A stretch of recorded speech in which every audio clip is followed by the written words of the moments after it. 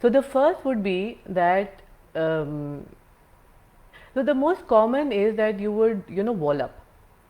So you don't even realize it, you would make a subconsciously you would create a wall around you, which will not let people penetrate to you or people come close to you, and you will keep them away. So in a way you reject them without letting them ever reject you.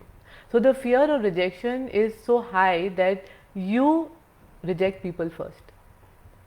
And what happens is that you actually portray that you're very detached somewhere and that you're above all this, but deep down it is strong indifference.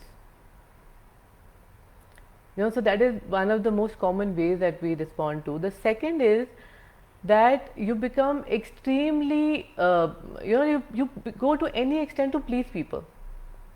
So you will do anything to be in the good books of all your friends, your relatives, your family, because you really want them to like you and approve of you and not reject you. So you would maybe go to an extent and do things which you yourself don't believe in, and in that process you somewhere lose yourself, you lose who you are, you lose what you believe in. And I know people who are so scared of being rejected and becoming lonely that they allow mental abuse, they allow physical abuse, emotional abuse, and still remain in that relationship. So it's now that is going to another degree of letting yourself get exploited, just so that you're not rejected. I'm sure we can see that happening with so many of our people.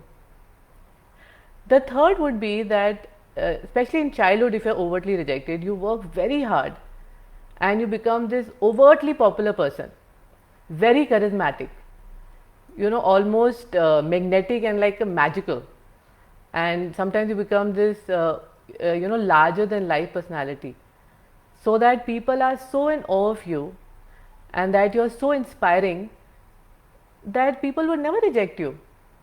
You create that awe about you.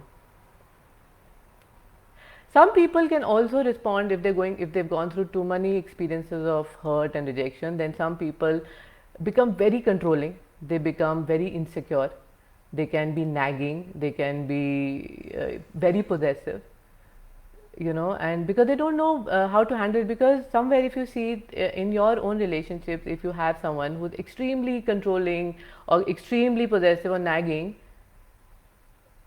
just look deep within them, and it's basically they are more scared that what if you reject them one day. So that fear is so high that they want to just control everything, they become extremely possessive, and maybe even to the extent of nagging you all the time.